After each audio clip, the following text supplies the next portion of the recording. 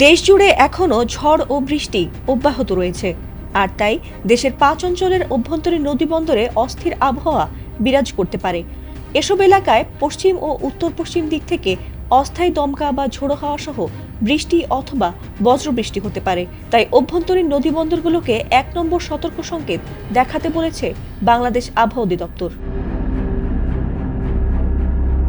বুধবার বাংলাদেশ আবহাওয়া অধিদপ্তরের ঝড় সতর্কীকরণ কেন্দ্র থেকে প্রকাশিত দেশের অভ্যন্তরীণ নদীবন্দরের জন্য প্রকাশিত পূর্বাভাসে এসব তথ্য জানানো হয়েছে।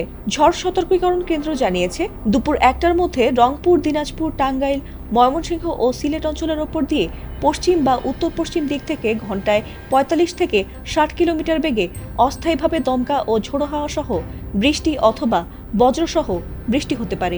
এ কারণে সংশ্লিষ্ট এলাকার নদীবন্দরগুলোকে ১ নম্বর সতর্ক সংকেত দেখাতে বলা হয়েছে।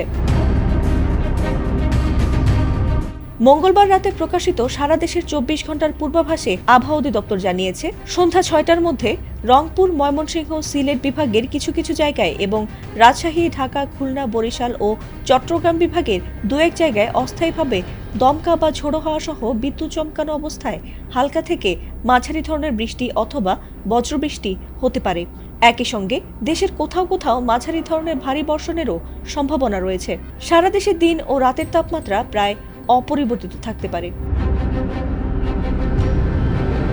এদিকে ঢাকা ও পার্শ্ববর্তী এলাকার আকাশ আজ আংশিক মেঘলা থাকলেও দুপুর পর্যন্ত বৃষ্টির কোনো সম্ভাবনা নেই।